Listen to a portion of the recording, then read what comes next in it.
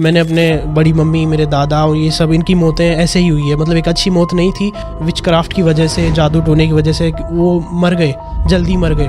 तो जैसे ही मैं पानी पीने गया, मेरे साथ मेरा बड़ा भाई था, मैं अकेला नहीं जाता था, तो मैंने वहाँ पर नोटिस किया कि कुछ स्पिरिट्स ऐसे दिखती थी रात को हमारे घरों में घूमती हुई।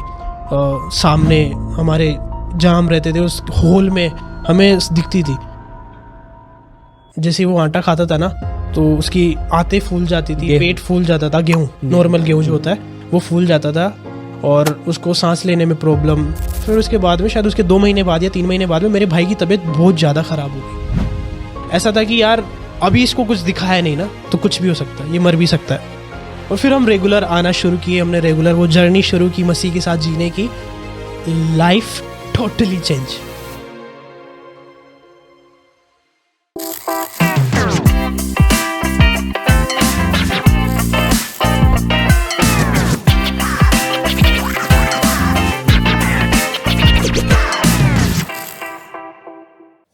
प्रेज लॉर्ड, सभी को जय मसीह की। हमारे बीच में है भाई उमराज। हम उनके जीवन से देखेंगे, सीखेंगे कि किस प्रकार यीशु ने उनके जीवन में अनुग्रह किया, कि कैसे वो विश्वास में आए, उनका विश्वास से पहले का जीवन कैसा था, विश्वास के बाद का जीवन कैसा था, वो बिना अनुग्रह के कैसे थे और अनुग्रह के बाद कैसे हैं। आइए हम उनसे सुनते हैं। Hello, praise Lord. Praise Lord brother. मेरा नाम उमराज है और मैं एक गांव से निकला हुआ लड़का हूँ। जैसे कि आपने कहा कि बीता जीवन मसीह में कैसा रहा और मसीह के बाद का जीवन कैसा रहा। सच में यार परमेश्वर का अनुग्रह बहुत है हमें जीरो से हीरो बनाने के लिए। यस, हमें नीचे से ऊपर तक उठाने के लिए परमेश्वर का अनुग्रह काफ़ी है। मेरा एक्सपीरियंस रहा मेरे मसीह में आने के बाद में, जो मैंने एक्सपीरियंस किया, मसीह को जो मैंने चखा, देखा, परखा, और सच में वो बहुत भला है। उसकी भलाई हमारे जीवनों में ऐसी है कि हम संसार के किसी भी कोने में जाएं, संसार की किसी भी जगह पर जाएं, लेकिन जो भलाई परमेश्वर हमारे जीवनों में करता है ना, मतलब वो कहीं और से हो ही नहीं सकती। यस। जितना भला वो हमारा चाहता है उतना और कोई चाह ही नहीं सकता। जैसा कि आपने बताया अपने जीवन के बारे में कि किस तरह, जब मैंने आपके जीवन से सुना कि किस तरह आपके जीवन में परिस्थितियां थी, आपका परिवार था, बहुत सी बातें थी, गांव था जहां आप रहते थे, तो मैं उस बारे में जानना चाहूँगा कि एक बार आप मुझे फिर बताएं कि किस तरह आपका जीवन मसीह से पहले, मसीह आपके जीवन में आया, उसका अनुग्रह आपके जीवन में आया, उससे पहले का जीवन आपका कैसा था। वैसे बहुत बड़ी बात है। yes. लेकिन मैं कोशिश करूँगा कि मैं थोड़े में समझा पाऊँ। मैं एक लोअर क्लास फैमिली से था, मिडिल भी नहीं, एक लोअर क्लास ही कह सकते हैं ना, मिडिल क्लास भी नहीं था, लोअर क्लास फैमिली से बिलोंग करता हूँ। और बचपन से ही हमारे घर में इतनी परेशानी आती जिसकी कोई हद नहीं है। विशेष करके नफरत, लड़ाई झगड़े, रोना, मतलब शैतान, अंधकार में हमारा पूरा परिवार था। जादू टोना, सच में बहुत ज़्यादा। मतलब हमें एक छोटी सी खुशी के लिए, अगर हमें खुश रहना है, शांति से रहना है, तो उस चीज़ के लिए हमें एक बड़ी कीमत चुकानी पड़ती थी। बड़ा हमें पूजा पाठ सब कुछ, और फिर भी परिस्थितियाँ ऐसी, घर में लड़ाइयाँ, मौतें, कलेश और नफरत इतनी कि मैंने लड़ते हुए देखा है अपने मम्मी पापा को अपनी आंखों के सामने। ऐसा कोई दिन नहीं जाता था जब लड़ाई नहीं होती थी, ऐसा कोई दिन नहीं जाता था जब हम मतलब रोते नहीं थे। तब आपकी उम्र क्या होगी? वैसे ज़्यादा नहीं थी, लेकिन उस समय मैं शायद 9 से 10 साल का था। जो वो था ना कि एक छोटा सा कोट है जो हमने हमारे स्कूल्स टाइप में भी सुना होगा ना, कि बच्चे का पहला पाठशाला उसका घर होता है, उसका परिवार होता है। यस। तो जो बच्चा घर पे देखता है, चाहे वो बच्चा 5 साल का हो, 6 साल का हो, 8 साल का हो, 10 साल का हो, जो वो अपने मम्मी पापा को देख रहा है, जो अपने आस पड़ोस में अपने परिवार का माहौल वो देख रहा है ना, वैसा ही वो खुद को डेवलप कर पाता है, उसका ब्रेन वैसा ही डेवलप हो जाता है। मैंने मेरे घर में लड़ाइयाँ देखी है, मैंने मेरे घर में दुख, पीड़ाएं, दर्द यही देखा है। कभी मैंने घर में, मतलब मैंने मसीह में आने से पहले मेरे घर में कभी कुछ अच्छा नहीं देखा। एक सो होता है ना कि हैप्पी फैमिली, भाई वो हमारे लिए एक सपना था कि हम जिएंगे कभी ऐसा एक हम लेके चलते थे कि यार ऐसे खुश भी रहते हैं परिवार, और हम जानते ही नहीं थे खुशियाँ क्या होती है, क्योंकि मैंने कभी वो एक्सपीरियंस किया ही नहीं था। लड़ाई, नफरत, बस। जहाँ तक हम देखते हैं वो उम्र एक फ्रेंड्स बनाने की होती है, खेल कूद की होती है, मस्ती करने की होती है, बिल्कुल। लेकिन ऐसा आपने नहीं देखा। बिल्कुल, क्योंकि मेरे फ्रेंड्स सच में नहीं रहे। क्योंकि पता है उन चीज़ों में क्या था, जब मैं ये चीज़ें देख रहा था ना अपने परिवार में, अपने घर में, तो मेरे अंदर कुछ चीज़ें पैदा हुई, है ना। डर, मैं बहुत डरता था, मैं किसी से बात करने में डरता था, मैं खुल करके बात नहीं कर पाता था लोगों से। मैं डरता था कि यार ये मेरे लिए कैसी इमेजिनेशंस रखेगा, मेरे लिए कैसे विचार रखेगा। और मुझे ऐसे लिमिटेड रहना पसंद था कि यार बस हद में रहना है, बंद कमरे में रहना है, लोगों से ज़्यादा मिलना नहीं। तो मेरे उस उम्र में जब मेरे दोस्त होने चाहिए थे, मैं अकेला था। और चीज़ें ऐसी थी कि मैं खुद कुड़कुड़ा करके खुद को ख़त्म कर रहा था। चीज़ें ऐसी थी कि मतलब मैं समझ नहीं पा रहा था कि यार मेरी ज़िंदगी में हो क्या रहा है। मतलब कुछ अच्छा था ही नहीं, जहाँ पर भी जाओ गलत विचार, पूरे नेगेटिव थे, नफ़रत थी। मतलब प्यार कर ही नहीं पाते थे, होता ही नहीं था ना। मतलब कोशिश भी करते थे ना, तो मतलब वही चीज़ निकलती थी, क्योंकि वही देखा है, वही सीखा है। मतलब आंखों के सामने जो हो रहा है, प्रभु यीशु मसीह भी कहते हैं ना कि जो मैंने अपने पिता से सीखा है और जो मैंने अपने पिता के घर में होते हुए देखा है, वो मैं तुम्हें सिखाता हूँ और वही मैं तुम्हें यहाँ दिखाता हूँ। कि जिस उम्र में मुझे दोस्त बनाने थे, खेलना था, बाहर निकलना था, मैं सच में मैं खेलने नहीं जाता था, मैं डरता था, मैं एक झुंड में नहीं रह पाता था, अकेला रहता था, छोटी छोटी चीज़ों से मुझे डर लगता था। मतलब शैतान ने उस समय मुझे कहीं ना कहीं बांध दिया था अपने अंधकार के उस सामर्थ्य के अंदर। जिस प्रकार से आपके घर में कलेश थे, परेशानियां थी, लड़ाइयाँ थी, जैसे कि कोई बच्चा होता है तो उसको हर जगह ये दिखाई देता है कि मैं अगर किसी से बात भी करूंगा तो लड़ाई नहीं हो जाए। हाँ, वो अपने आप को सेफ रखने की कोशिश करता है। ऐसा भी होता है कि मुझसे कुछ अगर छोटी सी भी गलती हुई या किसी ने मेरी शिकायत की या कुछ की, तो मेरे घर बात पहुंच जाएगी, तो लड़ाइयाँ होंगी। तो क्यों ना मैं ऐसी चीज़ों को करूँ ही ना। एग्जैक्टली यही होता था, और मैं ऐसा करता भी नहीं था, क्योंकि मुझे डर रहता था अंदर से कि मम्मी पापा मारेंगे या लड़ाइयाँ होगी घर में। यानी कि मैं खुद को सेफ रखने की कोशिश करता था कि यार मैं कुछ ऐसा करूँ ही ना कि कोई ऐसी सिचुएशन आए कि वो माहौल दोबारा हो, क्योंकि मैं डरता था उस माहौल से, उन चीज़ों से, वो लड़ाइयाँ, वो कलेश और वो रोना, वो चीखें मुझे खाती थी कि यार नहीं यार प्लीज़ यार मत कर। मैं खुद को रोकता था कि मैं ज़्यादा से ज़्यादा बच कर रहूँ, खुद को सुरक्षित रखूँ। और वही चीज़ें मुझे दबाती गई, जैसे मैं उम्र में बड़ा होता गया और समझदार होता गया, वही चीज़ें मुझे दबाती गई, अंदर ही अंदर खाती गई। और मैं डिप्रेशन, अकेलापन, सच में मैं इतना, उस समय भी ऐसा था कि जब मेरी 10, 11, 12 साल उम्र थी ना, तभी मैं इतना ओवर थिंकिंग करता था, इतनी ओवर थिंकिंग करता था। मेरी ज़िंदगी की सबसे बड़ी बीमारी रही है ओवर थिंकिंग। और इसका अकेला रीज़न यही है कि जो चीज़ें मैंने जी है मेरे बीते कल में, जो मैंने देखा है अपने बीते कल में, वो कहीं ना कहीं मुझे मजबूर करता था वो सोचने पर। वो मुझे मजबूर करता था कहीं ना कहीं कि यार नहीं प्लीज़ ये मत कर, नहीं प्लीज़ यहाँ मत जा, प्लीज़ उससे बात मत कर। वो मुझे मुझे मजबूर करता था। अगर मेरी इच्छा भी होती थी ना कि यार मुझे इसके साथ बैठना है थोड़ी देर, आपने खुद की बाउंड्रीज बना ली थी, बिल्कुल लिमिट्स बना ली थी कि मैं इससे बाहर नहीं जाऊंगा और जा नहीं सकता। और ये मेरा मतलब यही मेरी ज़िंदगी हो गई थी एक तरह से कि बस इतने में रहना है, यही खुशी मिलेगी तो नहीं मिलेगी। जी, मैं उस बारे में भी जानना चाहूँगा कि आपने बताया कि विच क्राफ्ट जैसी चीज़ें जो आपके परिवार में थी, आपने वो सब अपनी आँखों से देखा। आपने जैसा कि मुझे बताया कि आपने बहुत सारे अपने परिवार के लोगों की जाने जाती हुई देखी, वो सब क्या था? एक्चुअली मैं मेरे परिवार के बारे में बताऊं तो कि बहुत कुछ ऐसी थी कि मेरी मम्मी जी की तबीयत स्टार्टिंग से ही ख़राब रहती थी। मतलब पेट दर्द होना, सर दर्द होना, चक्कर आना और कमज़ोरी, थकान। मतलब ऐसा कि कभी कभी उनकी तबीयत ऐसी ख़राब होती थी कि वो उठ करके एक पानी का गिलास खुद नहीं पी सकते। एक पानी का गिलास उठ करके नहीं पी सकते, बेहोशी की हालत में पड़े रहना, पूरे दिन बेड पर पड़े रहना, पूरे दिन पड़े रहना।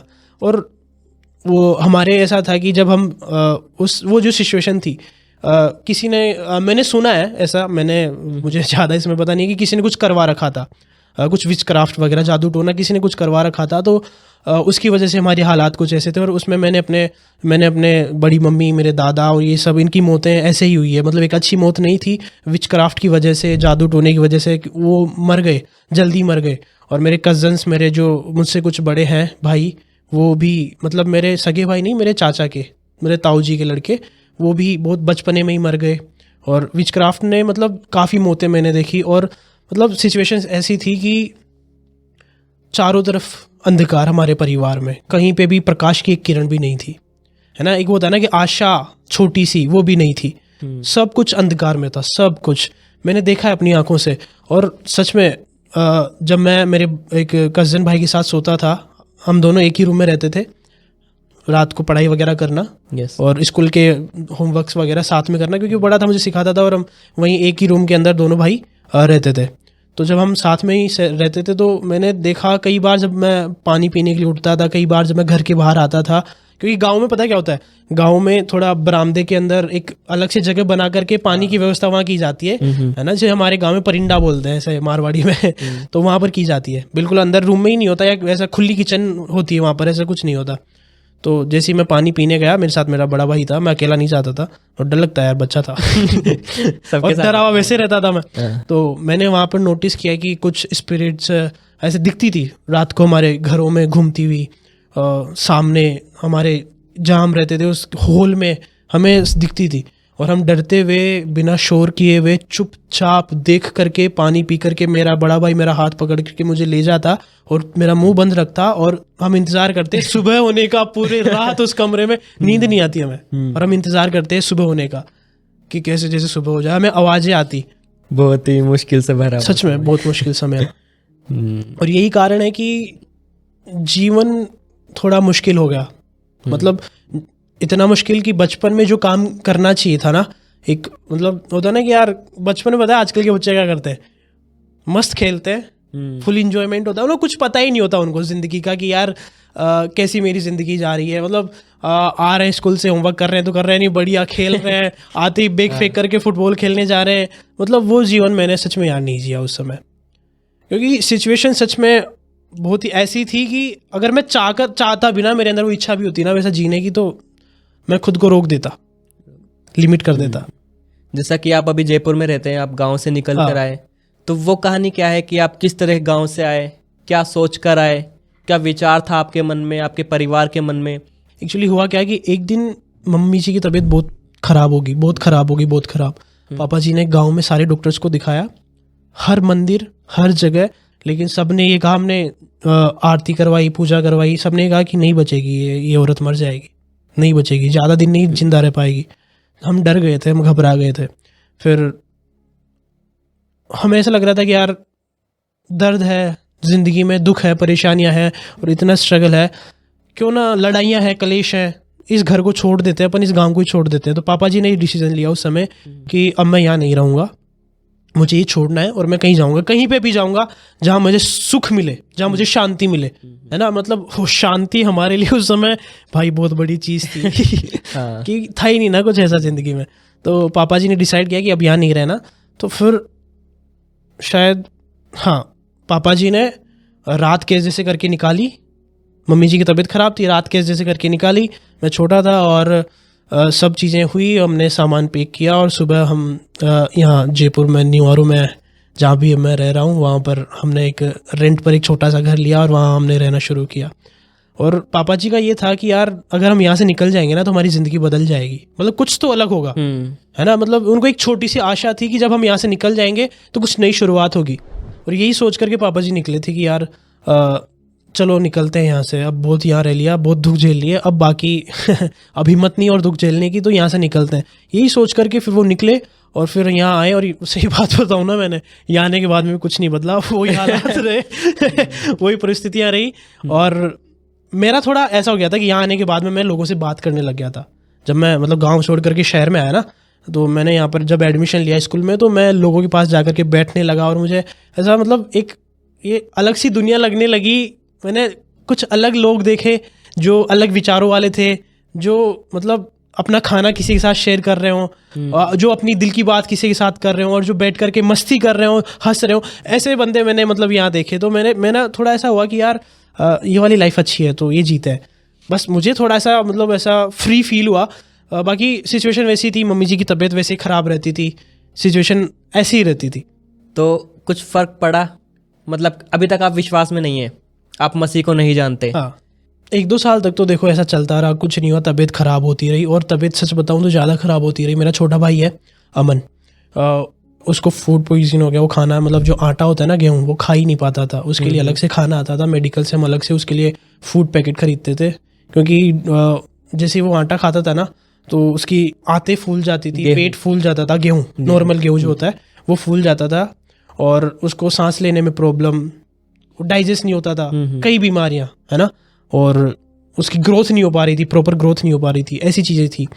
तो बीमारियां बढ़ गई। मम्मी जी भी यहाँ पर आकर के, मम्मी जी ने भी काम किया, पापा जी भी, क्योंकि शहर में रहना बड़ा मुश्किल होता है। गांव छोड़ कर आए, एक तो शहर में रह रहे हैं, रेंट पे रह रहे हैं, पहले खुद का घर था, अभी खर्चे बढ़ गए, जिम्मेदारियां बढ़ गई, तो मम्मी जी भी साथ में पापा जी के साथ काम पे जाने लगी, चीज़ें ऐसी होने लगी, दोनों मिलकर करने लगे, हालात ज़्यादा ख़राब हो गए, प्रेशर ज़्यादा आ गया परिवार को संभालने का, पेरेंट्स के ऊपर। और मैंने अब तक, है ना, सच बताऊं तो बचपन से लेकर के मैंने जितनी भी पढ़ाई की है फ़िलहाल, जैसे कि अभी मैं डिप्लोमा कर रहा हूँ, वो मैं प्राइवेट कॉलेज से कर रहा हूँ, लेकिन जितनी भी पढ़ाई लिखाई की है मैंने सरकारी स्कूल में की है, गवर्नमेंट स्कूल में की, क्योंकि हमारा, जैसे मैंने बताया, फैमिली बैकग्राउंड बड़ा लोअर क्लास है। तबीयत ज़्यादा ख़राब होने लगी, सिचुएशन बड़ी गंदी होने लगी। तो फिर मुझे ही एक दिन मेरे किसी दोस्त ने बताया कि यार वहाँ यीशु मसीह की प्रार्थना होती है, एक जगह है, वहाँ जाओ, तो थोड़ा वो प्रार्थना करते हैं, उससे आराम आता है। अभी कैसा आराम आता है, क्या आराम आता है, मुझे कुछ नहीं पता था, लेकिन उन्होंने कहा कि यार आराम आता है, लोग ठीक होते हैं, वो प्रार्थना करते हैं और लोग ठीक होते हैं, बीमारियां जाती है। बस उसने इतना बताया, मैंने घर जाकर बताया, मम्मी ने मना कर दिया, नहीं जाना। क्यों नहीं जाना? एक्चुअली होता है ना कि हमारा माइंड सेट होता है, हर इंडिया में ये चीज़ है, अगर कोई बंदा मसीह में है या फिर वो मसीह को अपना प्रभु मानता है, तो लोगों का एक माइंड सेट है धर्म परिवर्तन। तो मम्मा पापा का ये तो नहीं था, लेकिन उनको ये लगा कि यार ये बुरे लोग होते हैं, जो मसीह लोग होते हैं ये बुरे लोग होते हैं, ये पकड़ लेंगे, गलत कर देंगे कुछ हमारे साथ, क्योंकि जैसे मैंने बताया ना, हम डरे हुए थे पहले से ही। तो मम्मा ने मना किया कि नहीं, नहीं जाना वहाँ पर, साफ साफ मना किया, वो गलत लोग होते हैं, गंदे लोग होते हैं, पकड़ लेंगे, किडनैप करके भेज देंगे तुम्हें। फिर मैं भी डर गया, मैं वहीं बैठ गया। फिर एक दिन था, फिर उसके बाद में, शायद उसके 2 महीने बाद या 3 महीने बाद में, मेरे भाई की तबीयत बहुत ज़्यादा ख़राब हो गई। ऐसा था कि यार अभी इसको कुछ दिखाया नहीं ना, तो कुछ भी हो सकता है, ये मर भी सकता है। अगर अभी कुछ ट्रीटमेंट नहीं मिला ना, कुछ भी हो सकता है, क्योंकि उसका शायद 3-4 महीने हो गए थे, आटा बंद हुए, गेहूँ बंद हुए, वो फूड पैकेट ला रहे थे मार्केट से, मेडिकल से, वही खा रहा था, तो उससे उसको यार पेट भी नहीं भरता था, जीना मुश्किल था। तो फिर पापा जी ने डिसाइड किया कि यार मैं एक अच्छे हॉस्पिटल में इसको लेकर जाऊँगा। काम की छुट्टी की उस दिन और इसको लेकर जाऊँगा, और हमारे पास बाइक थी, तो पापा जी अकेले इसको बाइक पे ले जा भी नहीं सकते थे, तो उन्होंने अपने किसी साथ वाले दोस्त को फ़ोन किया कि यार वहाँ हॉस्पिटल जाना है, तो प्लीज़ यार हेल्प कर और मेरे साथ चल। तो वो आया और उसने मेरे भाई को देखा, भाई मेरा बेड पर लेटा हुआ है, पेट फूल रहा है, उल्टियाँ हो रही है, और डाइजेस्ट सिस्टम ख़राब है, सांस लेने में दिक्कत है, आंसू आ रहे हैं आँखों में, ऐसी चीज़ें हो रही है। उन्होंने मुझे, उनका नाम मुझे याद है, बनवारी अंकल थे वो वो पापा जी के साथ काम करते थे, वह सच में बहुत अच्छे अंकल थे। वो आए, उन्होंने मेरे भाई को देखा, उन्होंने कहा यार मैं आपको एक छोटी सी राय दूंगा, डॉक्टर को दिखाने से पहले एक बार आप, वहाँ एक जगह है जहाँ पर एक आदमी है, एक पास्टर है, जो हाथ रख करके, सर पे हाथ रख के प्रार्थना करता है, बीमारी को डांटता है और बीमारी चली जाती है। जिसके बारे में, हाँ, जिसके बारे में मुझे पहले पता चला था, मेरे दोस्त ने बताया था, ये सेम वही जगह है सब कुछ वही है, लेकिन वही है ना कि परमेश्वर जब एक बार चुन लेता है ना, तो वो बार बार हमसे बात करता है। पापा जी ने कहा कि यार ठीक है यार, पूरी दुनिया घूम लिए, पूरे डॉक्टर्स दिखा लिए, हर एक भगवान देख लिया, हर एक मंदिर देख लिया, हर एक चीज़ देख ली, सारी पूजा पाठ देख ली, बहुत पैसा उड़ा दिया, अभी तू कह रहा है तो तेरे कहने पे ये एक चीज़ और सही। तो उन्होंने कहा कि चलो ठीक है, हम पहले वहाँ जाएंगे, प्रेयर करवाएंगे, जो आप बता रहे हो करवाएंगे, फिर हम वहाँ से हॉस्पिटल जाएंगे। तो जैसे पापा जी गए वहाँ पर, पापा जी ने अमन को दिखाया, और पास्टर जी वहीं थे, प्रभु की दया से वो घर पे ही थे उस दिन, और पास्टर जी ने प्रेयर की मेरे भाई के लिए, सुसमाचार दिया, हमें बताया कि परमेश्वर ऐसे हमारे लिए आया, उसने हमारे लिए अपने प्राण दिए, और परमेश्वर ऐसे चंगाइयाँ करता है। हम प्रार्थना करते हैं, परमेश्वर काम करता है, सिर्फ हम प्रार्थना करते हैं, काम परमेश्वर करता है। और उन्होंने प्रार्थना की मेरे भाई के लिए, तो पापा जी को जस्ट फील हुआ कि यार ज़्यादा कुछ नहीं, लेकिन थोड़ी शांति है, मतलब उसका थोड़ा सांस लेने लग, ठीक, थोड़ा मतलब आराम आया, हल्का सा आराम आया, मतलब कुछ तो हाँ, फर्क है, कुछ फर्क दिखा, होता ना कि बिल्कुल थोड़ा सा फर्क दिखा। तो पापा जी ने वहीं से विश्वास किया कि अगर थोड़ा सा है तो और भी आएगा, एक काम करते हैं, डॉक्टर को नहीं दिखाते हैं, यहीं पर आते हैं। तो पास्टर अंकल ने कहा कि आप आओ, 2-4 दिन प्रेयर करवाओ, आओ, बात करते हैं अपन, आओ प्रेयर करवाओ। और उससे प्रेयर करवाई, पापा जी ने 2-3 दिन लगातार सुबह शाम घर जाते प्रेयर करवाते, सारी चीज़ें हुई। 6-7 दिन के अंदर 7 दिन के अंदर उसका सच में बहुत कुछ नॉर्मल हो गया। पेट फूलना कम हो गया और डाइजेस्ट सिस्टम ठीक हो गया, मतलब उल्टी दस्त नहीं लगते थे। जो भी खा रहा था नॉर्मल फूड चल रहा था उसका, मेडिकल वाला ही, तो वो खा रहा था, डाइजेस्ट हो रहा था। 15 दिन तक फिर वो होता है ना कि यार जब हमारे साथ कुछ अच्छा होता है ना, हमें लगता है रिजल्ट्स हमें जहाँ दिखते हैं, फिर हम मोटिवेट होने लगते हैं खुद ही। हमें लगता है कि यार हाँ यहाँ से कुछ अच्छा हो रहा है, यहाँ से हमें कुछ मिल रहा है, ये जगह सही है, और हम अपने आप को वहाँ पर सेफ फील कर पाते हैं। तो वही चीज़ हो रही थी। धीरे धीरे रिजल्ट्स आ रहे थे। 15 दिन के अंदर अमन ने नॉर्मल खाना शुरू कर दिया। 15 से 20 दिन के अंदर उसका आटा शुरू हो गया, गेहूं का आटा शुरू हो गया। और फिर पापा जी के अंदर जो आनंद आया ना पापा जी जो खुश हुए। अच्छा, तब तक पापा जी हमें नहीं लेके गए 15 दिन तक। उन्होंने हमें नहीं कि यार आप तुम भी साथ चलो, हम वहाँ चलते हैं। सिर्फ पापा जी और अमन जाते थे प्रेयर करवाने। फिर पापा जी को जैसे विश्वास हुआ, फिर पापा जी ने कहा यार सब चलते हैं। फिर हम पाँचों, जो मेरी फैमिली है पूरी, मेरी बहन, मेरा भाई, मम्मी पापा, हम पाँचों गए और वहाँ जा कर के हम बैठे और पास्टर जी ने हमसे बात की। उन्होंने परिवार देखा हमारा, उन्होंने हमारी सिचुएशन देखी, उन्होंने हमारे आंसू देखे और उन्होंने हमारा टूटा हुआ मन भी देखा। क्योंकि होता है ना कि यार परमेश्वर का दास जब किसी को देखता है तो वो उनके बाहरी रूप को भी, जैसे परमेश्वर बाहरी रूप को नहीं देखता ना, वैसे ही परमेश्वर का दास भी जानता है कि इन्हें किस चीज़ की ज़रूरत है। ये परेशान है, ये दुख में है, वो प्यार और तरस करना जानता है। तो जब वो बात कर रहे थे, वो सुसमाचार दे रहे थे, मैं अलग ही ऐसे कोने में बैठा था, मतलब एक सोफे पे बैठा था उनके घर पे, और पापा जी और से बात कर रहे थे। वो उन्होंने मुझसे भी बात की थोड़ी सी, और फिर हुआ कि मैं उनकी बातें सुन रहा था, बस सुन रहा था कि वो क्या बोल रहे हैं। और जो वो बातें कर रहे थे ना यार, मतलब मुझे उन बातों में अपनापन सा फील हो रहा था, मतलब खुशी, एक शांति, एक स्पेशल शांति होता है ना कि यार ये वाली शांति अलग है, ये अब तक मिली नहीं मुझे। उनकी बातें मतलब सीधी दिल में जा रही थी मेरे। किसी ने आज तक बैठ के इस तरह से, इस शांति, इतनी किसी ने इम्पोर्टेंस ही नहीं दिया, मैं इस प्यार से बात ही नहीं की। लड़ाइयाँ देखी मैंने भाई, है ना, तू मैं देखी घर में, इधर की बातें उधर और चीज़ें, दुख देखे, लेकिन कोई हमें समझा रहा है, कोई हमें बता रहा है कि प्रभु यीशु मसीह हमारे लिए आया और उसने अपना प्राण दिया हमारे लिए, उसने हमारे पापों को उठा लिया, है ना, और वो हमसे इतना प्यार करता है कि वो हमारे लिए क्रूस पर मर गया ताकि हम चंगे हो जाएं, ताकि हम पापों से आज़ाद हो जाएं। मतलब जब वो ये बातें बता रहे थे ना, मेरा माइंड ऐसा हो रहा था कि यार सच में ऐसा भी कोई प्यार हो सकता है क्या? मतलब कुछ तो बवाल है यहाँ पर, कुछ तो अलग है इन बातों में। और वो बातें सीधी मेरे दिल में जाके लग रही थी और मैं फील कर पा रहा था, सच में मैं उन चीज़ों को फील कर पा रहा था। मैं एक शांति, एक प्यार, एक अनुभव, मुझे लग रहा था कि यार ये सही जगह है जहाँ पर मुझे आना था। उस समय शायद मेरी उम्र 13-13.5 साल की थी, है ना। तो जब मैं विश्वास में आया था तो 14 साल का था। तो जब ये चीज़ें हुई तो मुझे सच में ऐसा हो गया, मेरे तो बल्ले बल्ले हो गई यार, मतलब क्या मिल गया भाई सब कुछ बढ़िया है।